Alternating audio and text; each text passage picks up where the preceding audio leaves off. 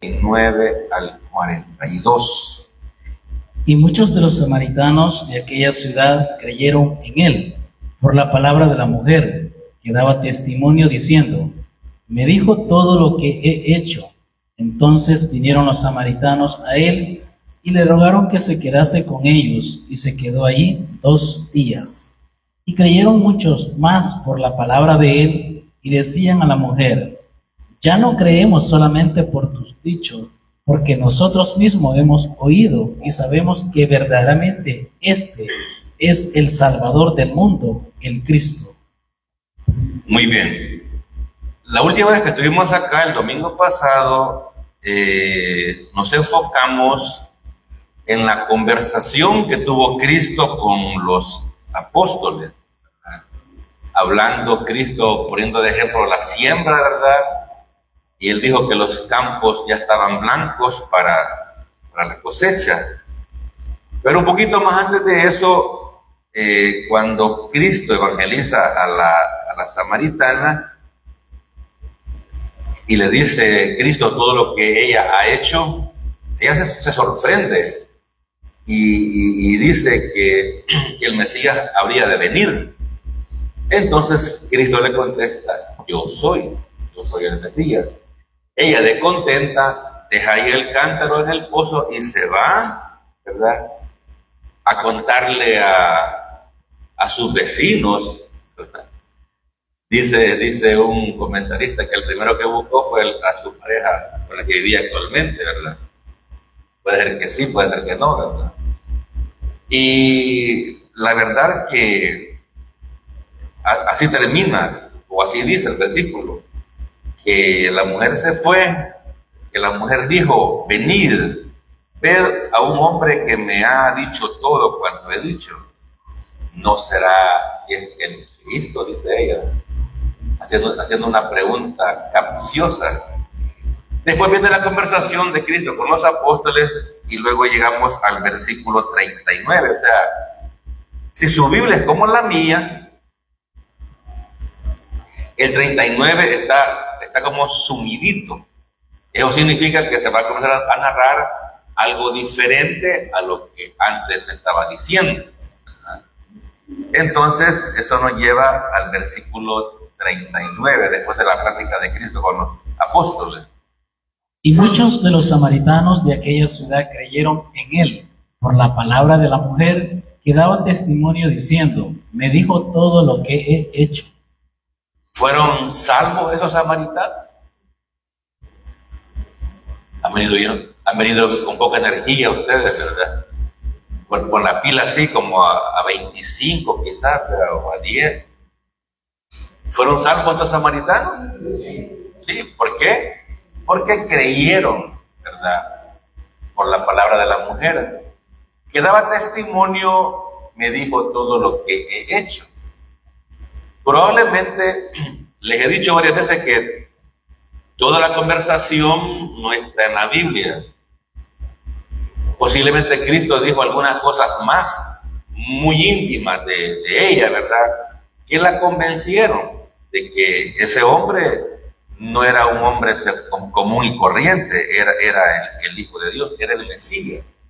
El punto importante del versículo es que creyeron, ¿verdad?, samaritanos, y se salvaron. Y Juan hace un contraste con que los judíos casi siempre rechazaban a Cristo Jesús. Estos samaritanos no, fueron más nobles, ¿verdad? No hubo milagros espectaculares de sanidad, multiplicación de panes o resurrección de muertos, pero hubo redención y justificación. Exacto. Mucha gente buscaba a Cristo, ¿verdad?, porque Él multiplicaba los panes, porque Él sanaba, ¿verdad? Pero aquí vemos, hermanos queridos, una conversión. No hubo milagros espectaculares, no hubo alimentos, no hubo resurrección, pero hubo redención, hubo perdón de pecado, ¿verdad? Hubo personas que Dios las declaró justas, ¿verdad? Y, hermano, el término redención, hablando ayer con uno de los pastores que habló con otro pastor, que la redención se malentiende, la libertad en Cristo se malentiende, ¿verdad? Y yo le decía a los pastores, a uno de ellos, de que la redención es de que Cristo entró en el mercado de esclavos, nos compró, ¿verdad? Y nos sacó del mercado y nos daba la carta de libertad. Pero el renacido, el renacido, el redimido, por agradecimiento decía, no, Señor, no quiero la carta de libertad, quiero servirte voluntariamente porque estoy agradecido. Eso debería ser todo creyente consciente. Claro, van a haber creyentes irresponsables que van a agarrar la carta de libertad y van a vivir desordenadamente, lamentablemente, ¿verdad?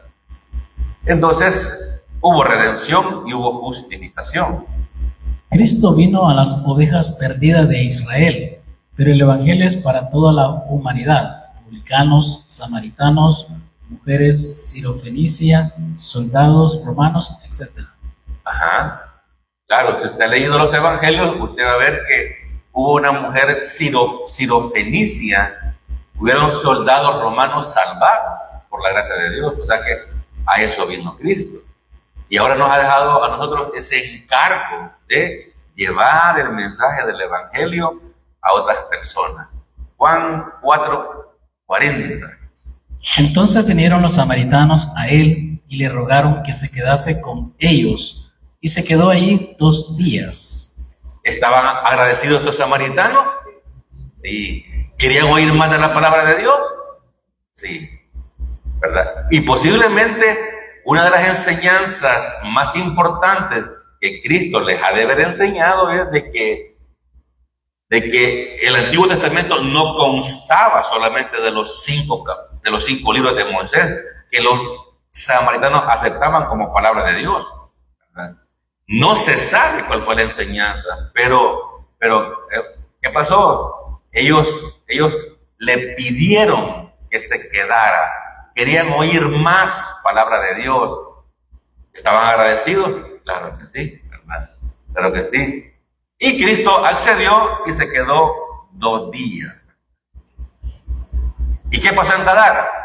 Yo comparo esto, hermano, con lo que pasó cuando Cristo sanó al endemoniado gadareno, ¿verdad? Después que el hombre recobra el juicio, ¿verdad? Está ahí sentado, calmadito. ¿Qué hizo la gente de Gadara?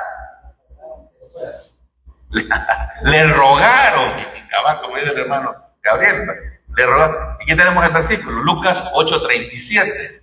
Entonces toda la multitud de la región alrededor de los gadarenos le rogó que se marchase de ellos, pues tenían gran temor, y Jesús, entrando en la barca, se volvió. Es más, el mismo gadareno quería irse con Cristo. Y Cristo le dijo, no, anda a todas las ciudades de Decápolis y contales qué ha hecho Dios contigo, ¿verdad? Y eso quiere también de nosotros, que le contemos a la gente qué ha hecho Dios con nosotros, cómo nos ha bendecido, tanto espiritualmente como económicamente. Testimonio. Es un testimonio.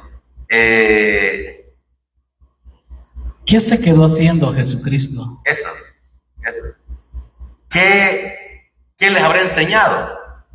¿Verdad? ¿Qué les habrá enseñado? No se sabe. ¿Verdad? No se sabe.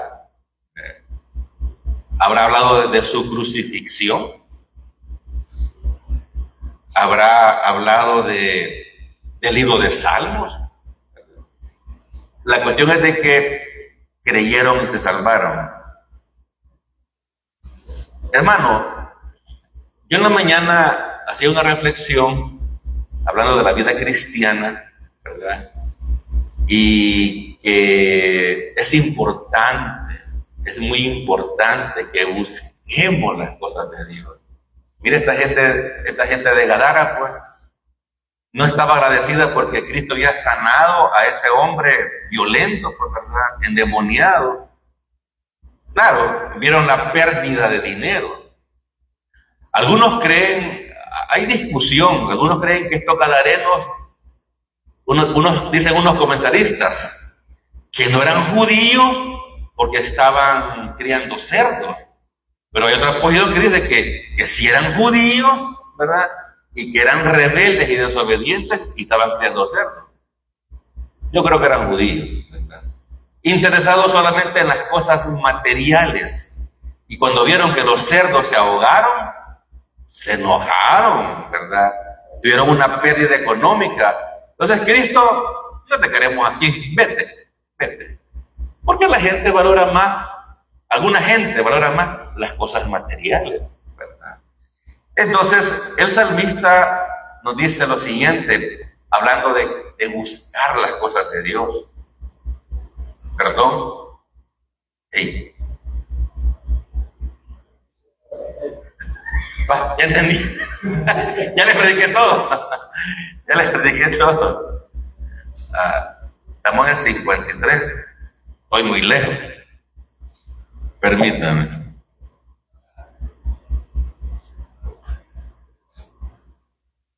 Me pone violeta. Perdón.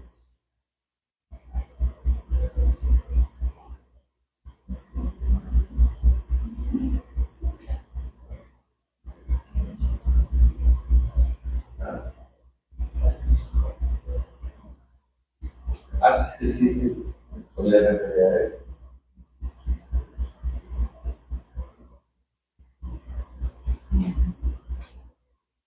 Disculpen. Entonces, vamos a calcular más, ser más sensibles con esto. Salmo 42:1. Como el ciervo brama por las corrientes de las aguas, así clama por ti, oh Dios, el alma mía. Mi alma tiene sed de Dios, del Dios vivo. Eso, queridos hermanos, debería ser todos los días de la vida, ¿verdad? Si usted reconoce que en la mañana cuando se despierta es pura gracia de Dios, ¿verdad? Y el salmista decía eso, como el ciervo brama por las... Oye bien, brama, o sea que llora angustiosamente por el agua. Dice el salmista, creo que David, así clama por ti, oh Dios, el alma mía. El alma donde se alojan las emociones, la inteligencia y la voluntad. Clama. Mi alma tiene sed de Dios. Lamentablemente a alguna gente solo el domingo le da un poquito de sed, ¿verdad? Y busca la iglesia. Y más o menos ahí lleva su vida cristiana, de voladita, como dicen los jóvenes. Pero bueno, esta gente no. Juan 4, 41 y 42. Y creyeron muchos más por la palabra de él, y decían a la mujer, ya no creemos solamente por tu dicho, porque nosotros mismos hemos oído y sabemos que verdaderamente este es el Salvador del mundo, el Cristo. No solamente la gente que creyó por la samaritana, en esos 2 días hubo una pesca maravillosa de almas, pues. Y la Biblia no da números, porque Dios no está preocupado por los números, ¿verdad? Pero la palabra muchos nos dice algo, ¿verdad? Que no fueron pocos, pero muchos que creyeron por la palabra de Él. Y lo enfatiza, no por milagros, no por sanidades, ¿verdad? Y además decían a la mujer, ya no creemos solamente por tu dicho, porque nosotros mismos hemos oído y sabemos que verdaderamente este es el Salvador del mundo. Y esa palabra Salvador es la única vez que se utiliza en Juan y en los evangelios. Este mismo Juan la va a utilizar más adelante en la primera epístola. Vamos a ver eso más adelante. Aquí está lo máximo de la historia. Los nuevos creyentes samaritanos entraron a formar parte del grupo de testigos de Cristo como Mesías, e Hijo del Dios, del eterno Dios. Creyentes salvados por gracia como nosotros, por la fe sola. Entonces, hermano, Y cuando dijeron que era el Salvador del mundo, manifestaron que el mundo estaba perdido, porque en él había mucha incredulidad. y hoy en día la gente quiere saber de Cristo, hermano. No. Si aún a los creyentes salvados por gracia, muy pocos escudriñan las Escrituras. Aquel salmo, así como el siervo Brahma, se parece a lo que escribió Pedro, ¿verdad? Desear como niños recién nacidos la leche espiritual no adulterada. Y un niño cuando tiene hambre, brama como el ciervo, ¿verdad? Brama, y más 3 de la madrugada, ¿verdad? Especial, muy especial. ¿Qué dice Primera de Juan 4, 13, 14? En esto conocemos que permanecemos en él, y él en nosotros, en que nos ha dado de su Espíritu. Y nosotros hemos visto y testificamos que el Padre ha enviado al Hijo, el Salvador del mundo. Exacto, exacto. Juan, el mismo que escribió el Evangelio, donde estamos predicando, ¿verdad? Él brevemente y audazmente dice que tenemos el Espíritu de Dios en nosotros. Eso nos constituye hijos de Dios, ¿verdad? Tenemos el sello del Espíritu Santo, hemos sido habitados por el Espíritu Santo, hemos sido regenerados, hechos nuevas criaturas, y hemos sido bautizados o sumergidos en Cristo, como dice Romanos 6, ¿verdad? Por eso es que estamos en Cristo, porque fuimos sumergidos en el cuerpo de Dios, fuimos bautizados en Cristo. Pero eso lo vamos a ver el domingo. El Salvador del mundo, ¿verdad? Y nosotros hemos visto y testificamos, o sea, predicamos que Cristo es el Salvador del mundo. El Salvador, Emmanuel, era judío, y la salvación viene de los judíos, para los judíos y gentiles. Claro que sí, claro que sí. Entonces, Cristo es aceptado por los samaritanos como el Salvador del mundo. ¿y los judíos? ¿Y los judíos? Lo rechazaron, ¿verdad? Aún aquel centurión romano, ¿verdad? Le dijo, Señor, di la palabra y mi siervo va a sanar. No he visto tanta fe en Israel, dijo el centurión, ¿verdad? Entonces los judíos tuvieron muchos beneficios, muchos privilegios y los desaprovecharon. Entonces eso nos lleva al siguiente pasaje. Léemelo por favor. Yo no solamente el título. Jesucristo sana al hijo de uno de la familia real. Sí, léeme para avanzar por el tiempo del 43 al 45, para introducirlo. 2 días después salió de allí y fue a Galilea, porque Jesús mismo dio testimonio de que el profeta no tiene honra en su propia tierra. Cuando vino a Galilea, los galileos le recibieron, habiendo visto todas las cosas que había hecho en Jerusalén, en la fiesta, porque también ellos habían ido a la fiesta. Muy bien, hay un versículo conflictivo, vamos a verlo. Juan 4:43. 2 días después salió de ahí y fue a Galilea. 2 días después. ¿Cuáles son los 2 días? Los que estuvo con los samaritanos, ¿verdad? Salió de ahí, de Samaria, y se fue a Galilea. Tras haber pasado 2 días de discipulado con los nuevos creyentes de Samaria, Jesucristo viajó a Galilea para reanudar el viaje que había comenzado en Judea. Acuérdense que él estuvo en Jerusalén, ahí limpió el templo, hizo algunas señales también, dice Juan. Pero cuando iba para Galilea, se fue recto. Vamos a ver. Él estaba aquí en Galilea, aquí está Jerusalén, y él iba para Galilea. Entonces, lo normal era que un judío hiciera esto, se fuera por acá, hacia Galilea, pero no, Cristo se fue recto, pasando. Todo esto amarillo era Samaria, era un buen territorio. Había mucha gente, hermano. Y es obvio pensar que esta gente convertida a Cristo, en esos 2 días, siguió predicando, se andaba encendida, pues. Y muchos creyeron. Y se recuerda también, en el libro de los Hechos, allá mandan a Felipe a predicar a Samaria. Eso ya lo prediqué aquel día.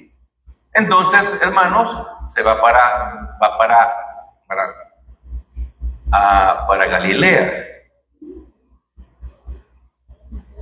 Juan 4:44. Porque Jesús mismo dio testimonio de que el profeta no tiene honra en su propia tierra.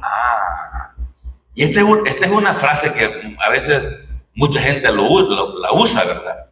Nadie es profeta en su tierra. Si evangelizamos a nuestros familiares, no somos profetas, ¿verdad? No nos creen porque somos sus familiares, porque nos conocen muy bien, conocen nuestro testimonio, o son personas mayores que uno, ¿verdad? Que no son mayores que uno, y este cipote que me va a enseñar a mí, ¿verdad? Y cuesta que la gente entienda, ¿verdad? Nadie es profeta en su tierra. Este proverbio es contraste entre la respuesta de fe de los samaritanos y la incredulidad que caracterizaba a los judíos de Galilea. Cristo fue profeta en Samaria, la gente creyó, pero los judíos no, ¿verdad? Este proverbio es el contraste entre la respuesta de fe de los samaritanos y la incredulidad que manda al infierno a la gente, ¿verdad?, que caracterizaba a los judíos de Galilea. Fíjense. Cristo dijo esto porque en Nazaret lo echaron fuera de la ciudad y lo quisieron despeñar. Despeñar es un verbo que significa lanzar a alguien desde un lugar alto. También, hermano, brevemente, no me pierda ahí, por favor, no me pierda Juan. Vamos a ver esa porción. Vaya a Lucas 4, es una porción muy larga. Vamos a hablar lo principal. Y trata cuando Cristo llega a una sinagoga, le dan a leer las escrituras, y él dice 4:16. Vino a Nazaret, donde se había criado, y en el día de reposo entró en la sinagoga, conforme a su costumbre, y se levantó a leer. Y se le dio el libro del profeta Isaías, y habiendo abierto el libro, halló el lugar donde estaba escrito: El Espíritu del Señor está sobre mí, por cuanto me ha ungido para dar buenas nuevas a los pobres. Me ha enviado a sanar a los quebrantados de corazón, a pregonar libertad a los cautivos y vista a los ciegos, a poner en libertad a los oprimidos, a predicar el año agradable del Señor. 20. Y enrollando el libro lo dio al ministro y se sentó, y los ojos de todos en la sinagoga estaban fijos en él. Dice el 21, y comenzó a decirles: hoy se ha cumplido esta escritura delante de vosotros. ¿Cómo cree que les cayó él? Les cayó un poco pesado. Ahí en su casa lee lo demás, pero ¿cuál fue el resultado de eso?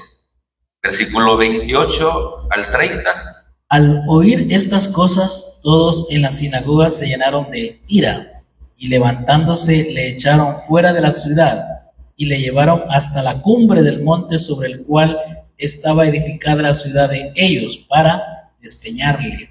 Mas él pasó por en medio de ellos y se fue. Qué amables los judíos, ¿verdad?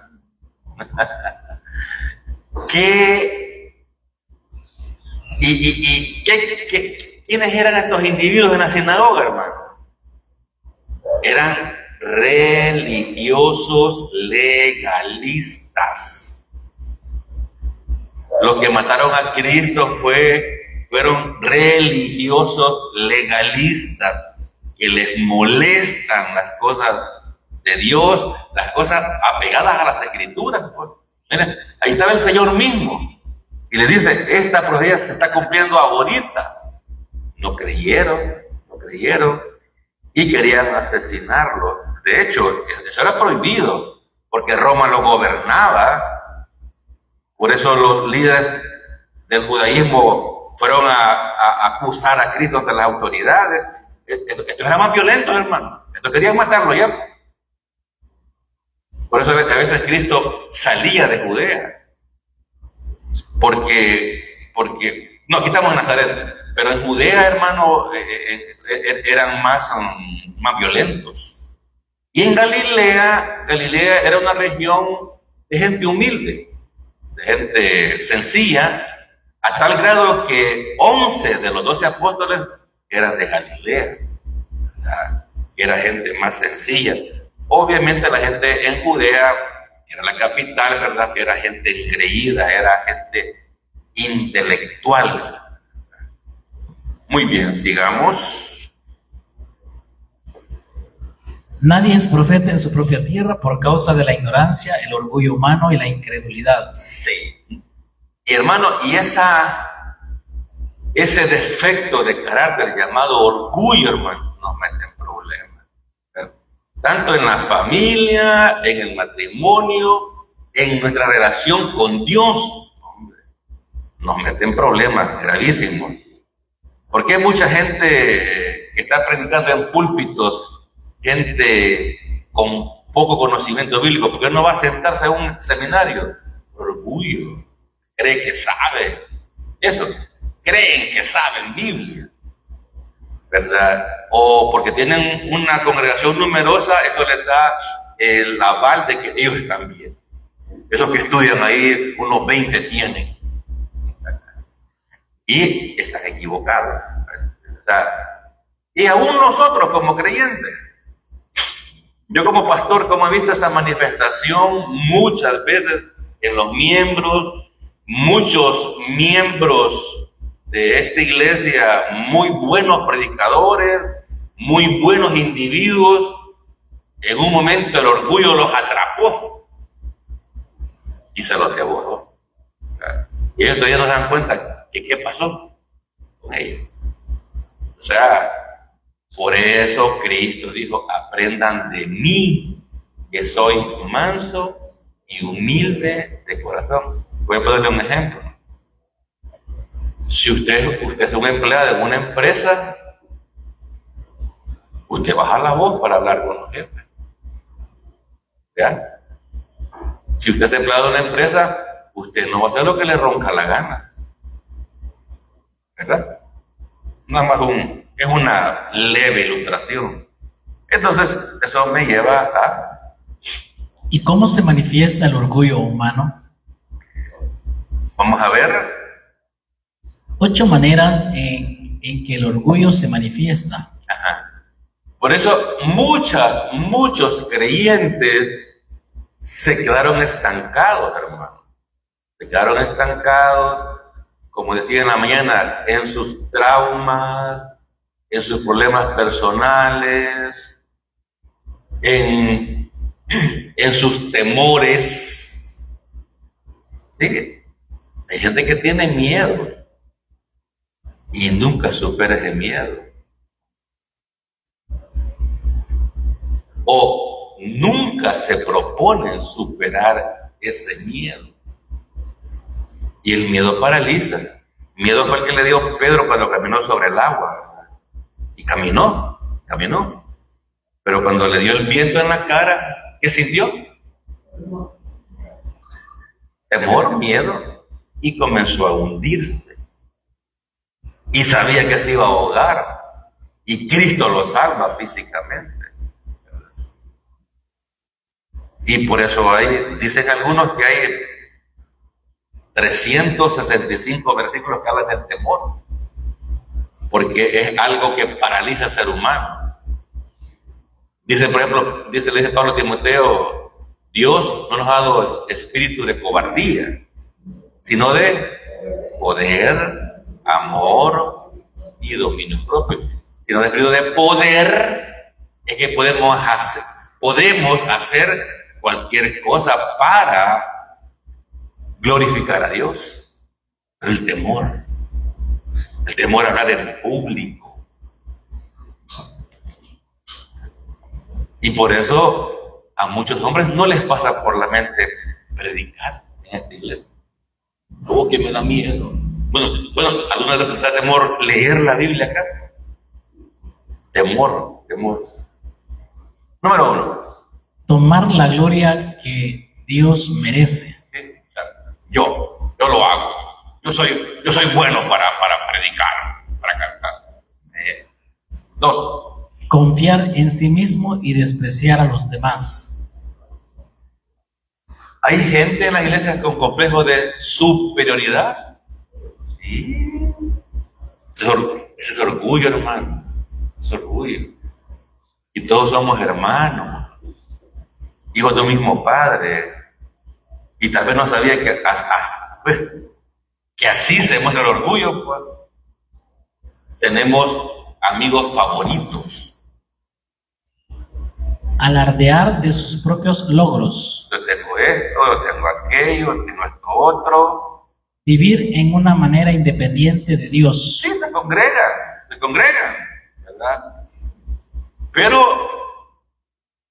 Cristo no conduce el vehículo de sus vidas porque son orgullosos. Por medio de pleitos, porque necesita hacerlo a propia manera, o a la propia manera. Hacerlo a su propia manera. Me comí el su. ¿Sí? Pelea, conflictivo. Cuando uno no hace caso a la enseñanza. Ajá. No es a mí, es a las escrituras. Desear como niños recién nacidos. Yo los mando a leer la Biblia. Es la misma Biblia que los manda. Fallar en admitir cuando uno está equivocado. Siempre tenemos la razón. No, los demás se equivocan. No someterse a la autoridad correcta.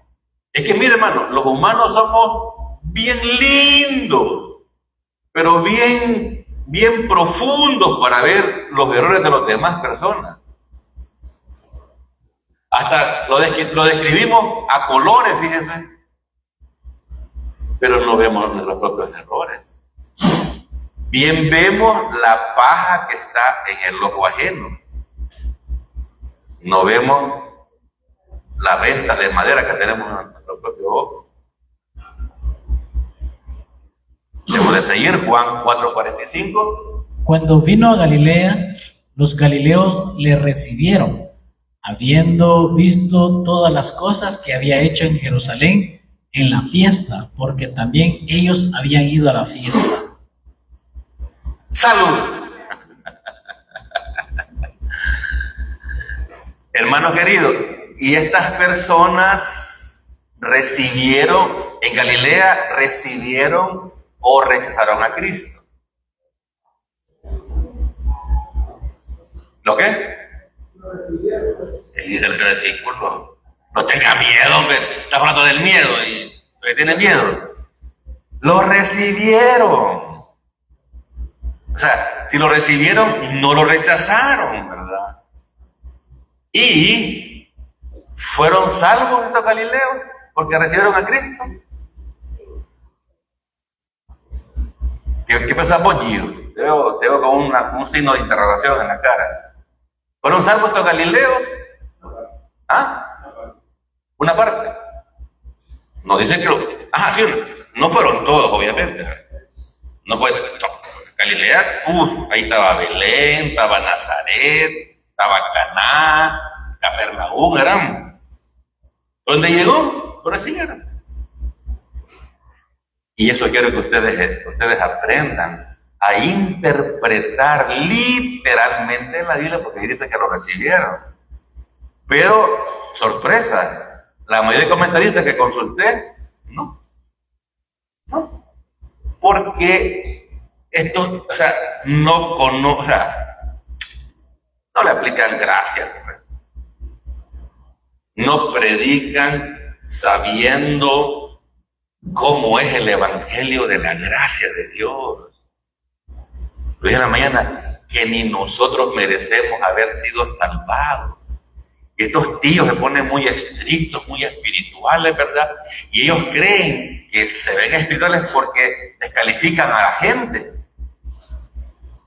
Y yo he visto predicadores en el púlpito descalificar a la gente porque hace esto o aquello, o porque no hace esto o aquello. Son legalistas como los que querían despeñar a Cristo Jesús. Entonces, dicen, no eran salvos. Dicen, porque estos son los galileos que estaban en el capítulo 2. Y vamos a escudriñar esos versículos. Juan 2, 23 al 25. Entrando a Jerusalén en la fiesta de la Pascua, muchos creyeron en su nombre, viendo las señales que hacía. ¿Fueron salvos esos? ¿Creyeron? ¿Fueron salvos? ¿Eran galileos? Creo que lo dice el siguiente versículo. Pues. Vamos a ver. Pero Jesús mismo no se fiaba de ellos, porque conocía a todos y no tenía necesidad de que nadie le diese testimonio del hombre, pues él sabía lo que había en el hombre. Permíteme que me dé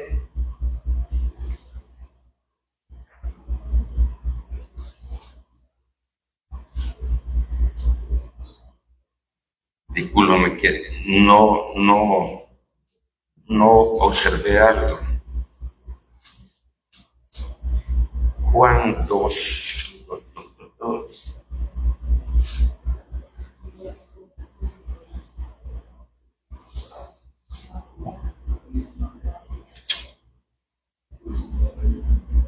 Bueno, se me escapó un detalle ahí. El punto es que ellos dicen que estos eran galileos. O que los galileos eran como estos. Aquí dice que ¿cómo se llama? Que creyeron en su nombre, fueron salvos. Pero Jesús no se fiaba de ellos. ¿Sería de todos ellos o de algunos? Algunos, o sea, eso, hermano, se llama método deductivo. Uno tiene que leer y deducir correctamente. Si el contexto me dice que creyeron, hermano, es que creyeron algunos y fueron salvos. Otros creyeron falsamente, porque dice, pero Jesús mismo no se fiaba de ellos porque conocía a todos, a todos los hombres, ¿verdad? Y no tenía necesidad de que nadie le diese testimonio del hombre porque él sabía lo que había en el hombre. Entonces, algunos eran creyentes falsos, ¿verdad? Creyentes falsos. El punto que quiero yo enseñarles es de que estos individuos fácilmente les encanta descalificar a la gente. ¿Sí? Cuando dice que no se fiaba de ellos, era porque los líderes religiosos andaban ahí a alentar los seres. También como fueron al bautismo de Juan Bautista. Entonces, él sabía que algunos creían, algunos eran falsos convertidos, estaban ahí investigando. Por eso, Juan dice, no todos creyeron con fe salvífica. Ajá, había gente. Y fe salvífica es fe salvadora que no tiene nada de profundo. Es una fe sencilla cuando alguien pone la fe en Cristo y es salvado. Nada más que eso es una palabrita un poco más doctrinal, de ese tipo seminario. Y pregunta. ¿Hay falsos creyentes en esta y otras iglesias? Sí.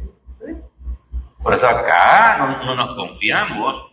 Siempre le animamos si usted no tiene seguridad, no tiene certeza de salvación. ¿Por qué? ¿Qué le impide creer que Cristo en la cruz pagó sus pecados pasados, presentes y futuros, que Él fue sepultado y resucitó al tercer día. Y si usted ha creído en Cristo, vino el Espíritu Santo a su vida y eso lo constituye hijo de Dios para siempre. Y tiene que ir dando pasos y pasos para crecer espiritualmente. Porque la santificación es un proceso que dura toda la vida. Entonces, eso quería enseñarles, de que mucho predicador se pone muy espiritualoide, ¿me entiende? Y descalifica preciosos hijos de Dios. Juan 4:46. Vino pues Jesús otra vez a Caná de Galilea, donde había convertido el agua en vino, y había en Capernaum un oficial del rey, y cuyo hijo estaba enfermo. Ajá. Entonces Jesús, otra vez a Caná, donde convirtió el agua en vino, y había en Capernaum, o sea, en otro lugar, ¿verdad? Un oficial del rey cuyo hijo estaba enfermo. Este hombre era un idumeo oficial y familiar del rey impuesto por el Imperio Romano, Herodes Antipas. O sea, este hombre era un oficial del rey. Lo más seguro es que era un romano, ¿verdad? Un romano, ¿verdad? Roma gobernaba y Roma ocupaba gente de confianza en los puestos claves. Entonces, este hombre era un romano, posiblemente familiar de Herodes Antipas. Era una persona adinerada, tenía una buena posición social, ¿verdad? Y el vino. El vino es un símbolo de la sangre redentora de Jesucristo e ilustra la salvación por la gracia de Dios, por fe solamente. Sí, aquí tenemos la palabra vino, ¿verdad? Hablando. Y a mí me encanta y debo recalcarles, ¿verdad? De eso, de que la Biblia tiene algunos símbolos que nos dicen algo, ¿verdad? Y el vino es un símbolo de la sangre redentora de Cristo por la cual hemos sido salvados y que no es por obras, ¿verdad? No es por esfuerzo humano, sino que es por la bendita gracia de Dios. Y ¿saben por qué me encanta repetirlo, hermano? Porque el diablo es astuto y le roba la semilla a la gente. Y la gente que es distraída, bien distraída. Entonces, Juan 4:47. Cuando oyó que Jesús había llegado a Judea, a Galilea, vino a él y le rogó que descendiese y sanase a su hijo, que estaba a punto de morir. Sí, este oficial, él tenía su propia doctrina de sanidad. Porque los humanos somos inteligentes. Los humanos inventamos doctrinas. De hecho, ayer alguien me decía, mire, me dice, aquí en Juan 14, Felipe le dice a Cristo, muéstranos al Padre. Y Cristo contesta, si no me has visto, Felipe, ¿cómo me dice eso? Mira, aquí el Padre es el Hijo, ¿es cierto eso? No. Él estaba haciendo, ya lo había leído previamente, él estaba haciendo su doctrina. ¿Verdad? Se los digo porque vamos a comenzar un seminario, ¿verdad? Y a veces cuando aprendemos un poquito, se nos hincha la cabeza. Se nos hincha y empezamos a inventar. Por eso usted ve un montón de denominaciones con un montón de inventos, ¿verdad? Y el seguro, fulano, Dios, aquí repito eso, Dios es uno en esencia, manifestado en tres personas distintas. Dios el Padre, Dios el Hijo, Dios Espíritu Santo. Usted que lo oye en este púlpito. Pero tiene usted la capacidad para mostrar con la Biblia a alguien que esta doctrina es verdadera. No nos buscamos. No nos interesa. Pero las religiones falsas como los TJ, ellos sí le pueden comprobar que solamente Jehová y fuera de él no hay Dios, como el libro de Isaías. Ese es otro tema. El punto es de que somos bien descuidados con las escrituras. Así que la doctrina era, Señor, dice, le rogó que descendiese. Estaban a 35 kilómetros de Capernaum, hermano. Pero él le decía, desciende. El funcionario buscó, se humilló y rogó repetidas veces a Jesucristo para que sanara a su hijo. Los expertos en griego nos dicen que esta palabra rogó en el griego original significa que lo rogó insistentemente. Y tiene lógica, ¿verdad? Que tengamos un hijo gravemente enfermo, hermano. Algunos dicen casi agonizando, ¿verdad? Rogamos, tenemos que rogar. Y este hombre buscó, se humilló, no fue orgulloso y rogó al Rey de Gloria. Y ese es un buen principio para nosotros, que debemos de buscar las cosas de Dios, humillarnos, no ser orgullosos, rogar a Dios que nos dé entendimiento, que nos abra la mente, que nos ilumine para aprender las Escrituras y ponerlas en práctica. Su búsqueda de Dios Hijo surgió de la desesperación, necesitando un milagro de sanidad. Exacto. Buscó a Dios Hijo, quien podía sanar al muchacho enfermo. Este oficial del rey Herodes, por su hijo agonizante, deja todo su orgullo para buscar el verdadero rey. Exacto. Un rey humano, ¿verdad?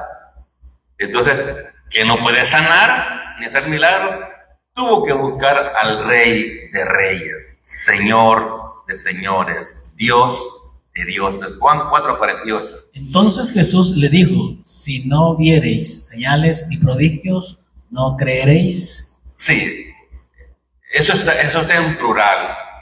Dijo Cristo algo así como, si ustedes no ven milagros, no creen, ¿verdad?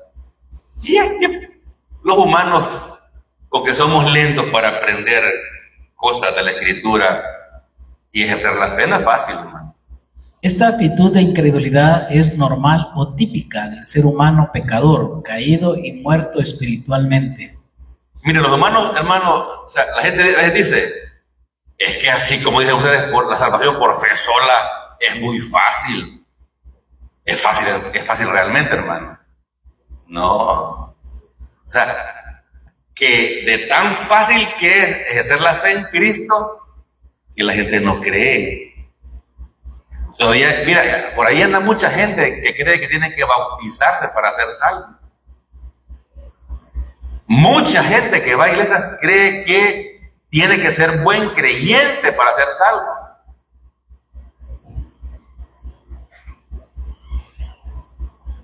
Y alguna gente cree que no es salva porque da muy poquito dinero en la iglesia, porque el pastor pide el diezmo y él no, o ella no puede diezmar. O sea, ellos mismos se descalifican, hermano. Porque el ser humano, oiga bien, el ser humano es un humano caído, un pecador, con una naturaleza que cuando éramos incrédulos nos gobernaba, nos esclavizaba y hacía con nosotros lo que ella quería. Y sí, hemos sido regenerados, ¿verdad? Y hemos recibido el Espíritu Santo, pero quien gobierna todavía la vida de algunos, ¿quién es? La naturaleza pecaminosa. No crecen espiritualmente, no avanzan, no buscan de Dios, salvos por gracia, pero aún gobernados, a que ya se rompió ese vínculo. Mire, y eso lo hace voluntariamente el ser humano. Antes, como incrédulo, no, hermano, no teníamos opción sino solamente de continuo hacer el mal.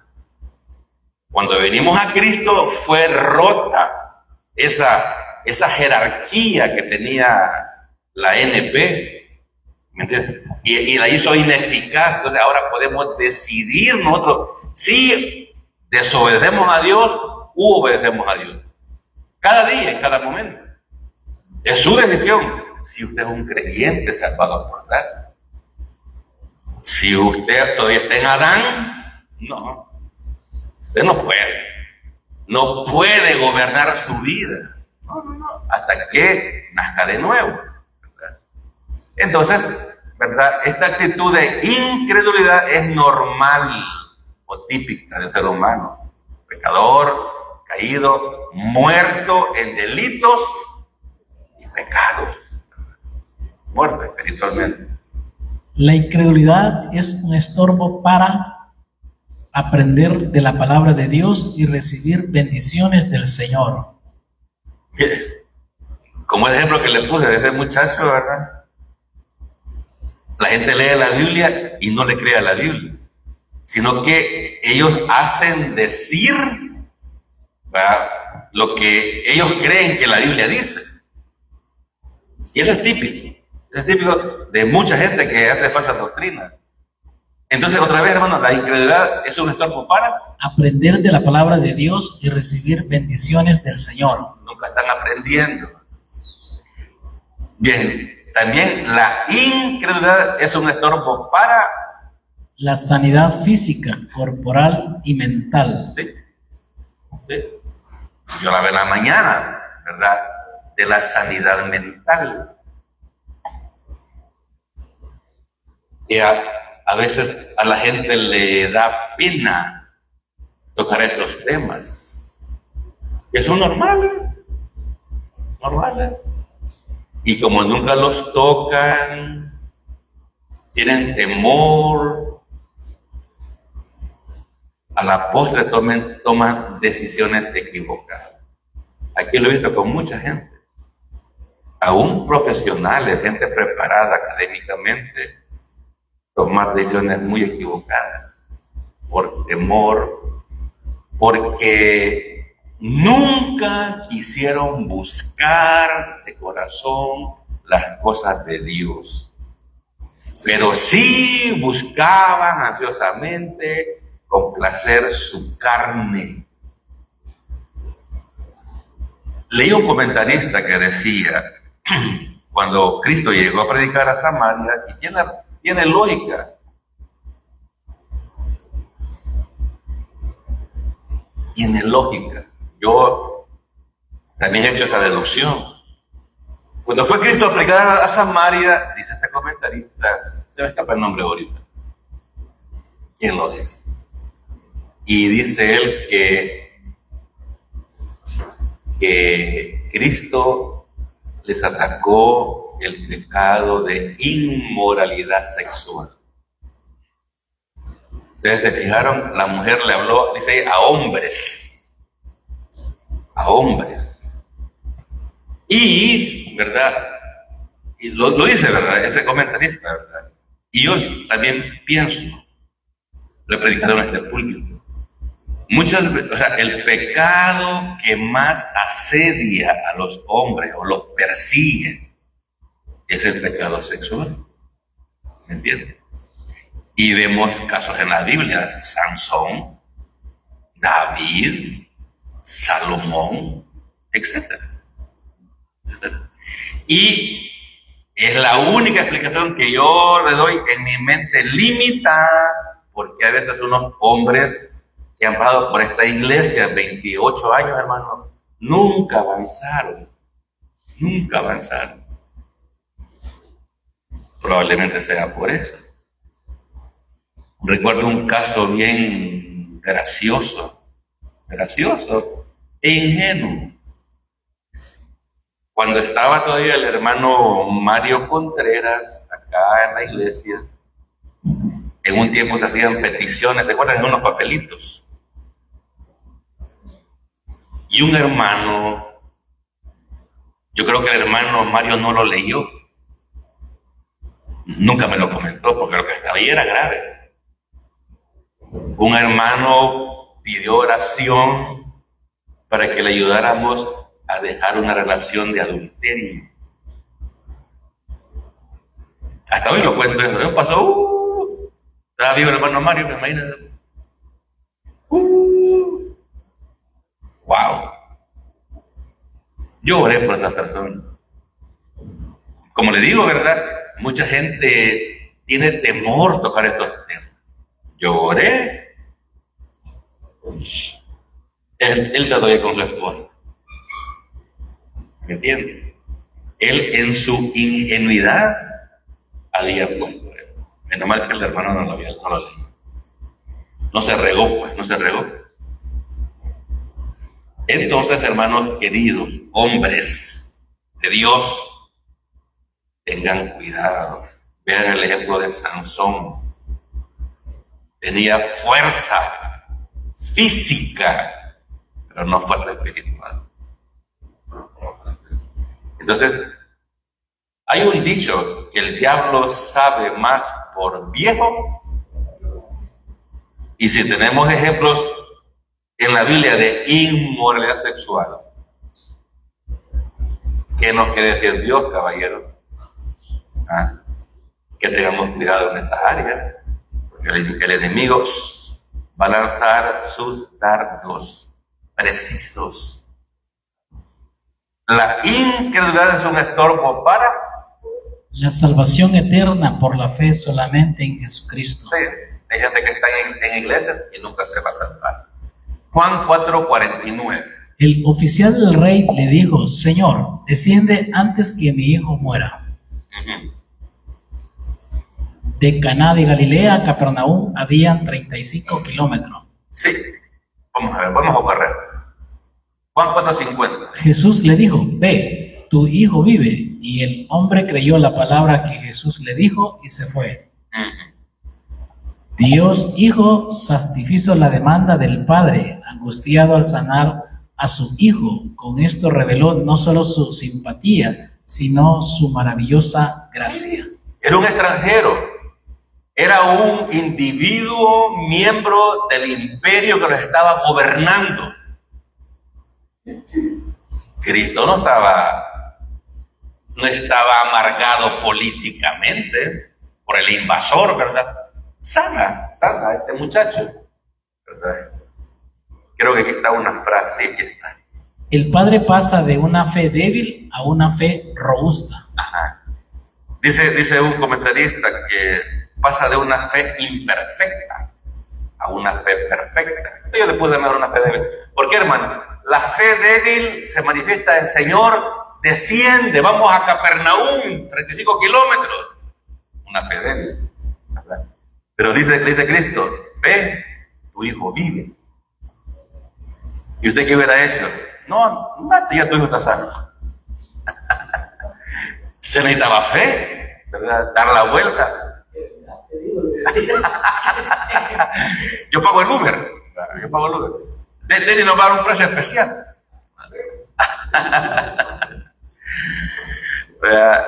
Entonces, se requería fe para dar la vuelta y bueno. El versículo presenta la esencia del Evangelio: creer en Jesucristo, creer su palabra, creer en sus hechos, creer en su persona.